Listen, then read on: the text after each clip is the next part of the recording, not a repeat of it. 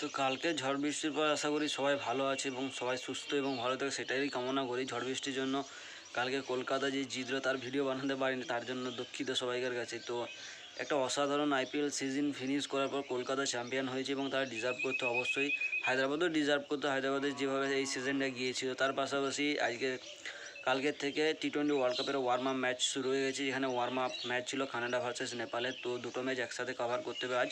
Pakistan versus ইংল্যান্ডের যে মহিলা দলের 50 ওভারের ওডিআই চলছিল, সেটা বৃষ্টির কারণে থেমে গেছে। তো যাই হোক, আর কোনো ম্যাচ নেই আপাতত। তো আইপিএল দিয়ে স্টার্ট করা যাক। তো একটা অসাধারণ আইপিএল ফিনিশ করেছে কেকেআর এবং এবার তারা চ্যাম্পিয়ন হয়েছে। তো সেই ম্যাচেই আগে ফিরে আসা যাক।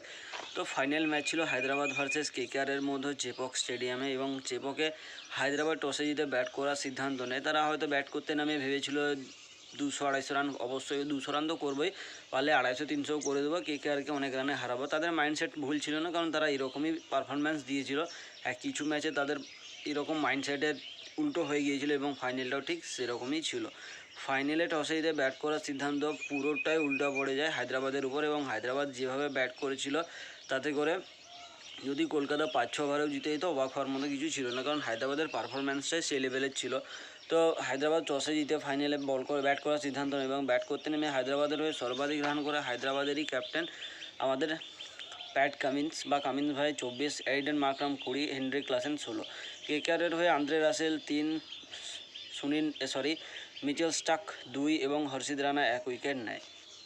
113 রান করে 18.3 ওভারে এসআরএইচ। কেকেআর সেই রান চেস হায়দ্রাবাদ দেওয়ার টার্গেট শেষ করতে কেকেআর সময় নেয় 10.3 ওভারের এবং 2 উইকেট হারায়, যার মধ্যে আমাদের দুই বড় নামই ছিল। এক সুনীল নারিন, দ্বিতীয় হচ্ছে রেহমানুল্লাহ গুরবাজ। তার এই সিজনের দ্বিতীয় ম্যাচ খেলছিল। তো রেহমানুল্লাহ গুরবাজ করে 39 রান, ভেঙ্কটেশ আইয়ার 52তে নট আউট এবং সুনীল নারিন 2 রান করে। কেকেআর টোটাল 2 উইকেট হারায় 114 রান করে, অর্থাৎ প্রয়োজনের থেকে 1 রানেই বেশি করে, কারণ 113 রান করেছিল হায়দ্রাবাদ 114 রান করে। কেকেআর তো তারা বিশেষ কিছু রান করেনি, বাড়তি কিছু করেনি, যতটা দরকার ততটাই করেছিল।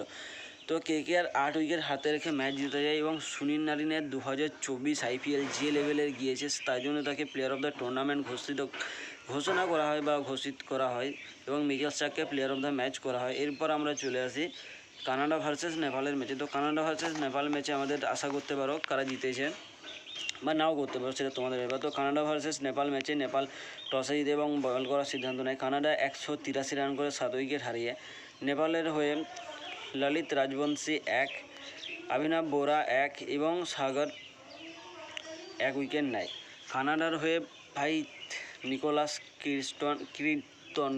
কির্তন 51 run, Ravinder Pal Singh 41 not out এবং নবনীত ধালিওয়াল 32 রান করে। টোটাল 183 রান করে 7 উইকেট হারিয়ে কানাডা, এবং নেপাল 120 রান করে 19.3 ওভারে, অর্থাৎ 63 রানের হার পায় নেপাল। নেপালের হয়ে সর্বাধিক রান করে কুশল মল্ল 37, অনিল কুমার শাহ 24 এবং আসিফ শেখ 22 রান করে। এবং বলারের দিক থেকে ভাইয়ের নাম পড়া যাচ্ছে না, ডিলেন নয় 2 এবং জেরেমি 2 উইকেট নেয়। তো ওয়ার্ম আপ ম্যাচ এতটা গুরুত্বপূর্ণ যদিও নয়, কিন্তু দেখতে গেলে মাইনর টিমের জন্য গুরুত্বপূর্ণ ততটাই প্রত্যেকটা ম্যাচে, কারণ তারা হয়তো কোয়ালিফাই করবেও না এবং প্লে অফের কাছাকাছি যাবেও না। তো তাদের জন্য যতগুলো ম্যাচ পাওয়া যায় সব কিছুই তাদের কাছে গুরুত্বপূর্ণ হয়ে যায়। তো এতটাই।